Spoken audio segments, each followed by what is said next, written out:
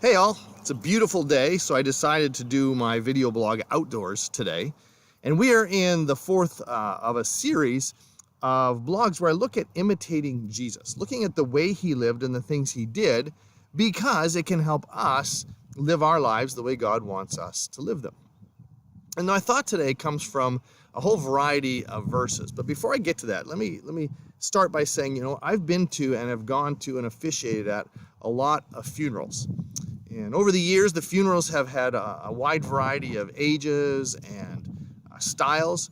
But there's one thing that's in common across almost every funeral, is that at a funeral, somebody steps up or stands up and talks about how the person who has died has impacted their lives and the difference they've made and the things that they've learned from them or how it changed the course of their life. And some of those are to be expected. It's children, it's spouses, it's close family members. But every so often, someone steps up and makes comments, and it's unexpected. It's not someone who was part of the inner circle, wasn't a core person, but they make a comment about how their life was changed, and they seem to be a peripheral person, someone who wasn't really invested in that much, and yet their life was changed by that person.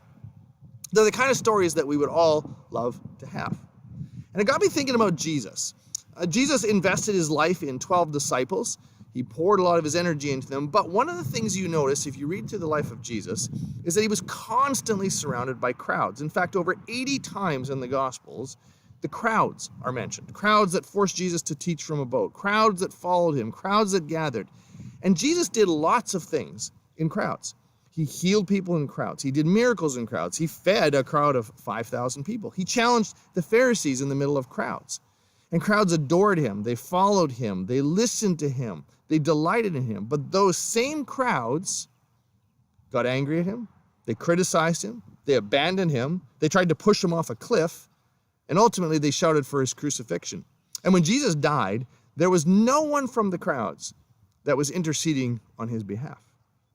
Now, given that wide range of experiences, if I was dealing with crowds that were that mercurial and just didn't want to do things or you couldn't depend on them, I would be tempted to wash my hands of it, to move on and focus on the ones that were closest to me. But have you ever considered that Jesus never, ever turned his back on them? He was patient with them. He taught. He loved them, even though he knew how it was going to turn out. And made me think, because after Jesus went back to heaven, the first sermon that we have recorded in the book of Acts, Peter preaches. And you remember this if you were a Bible reader. He preached, and we're told that about 3,000 people were believed or were saved that day. And when I was a kid, I always just thought it was 3,000 people who heard a new message and then responded. But I wonder how many of those 3,000 people were people who had heard Jesus before. They'd listened. Maybe they'd even followed him for a while. They were familiar with him. They were familiar with his teachings. And now, as Peter preached, it all comes crashing down and the memories come back and they believe in who Jesus was. The impact of what Jesus did with the crowds was not felt till after he was dead. Jesus understood this principle that God is in charge of the results, and we never know the impact our words, our actions, or whatever is going to have on other people.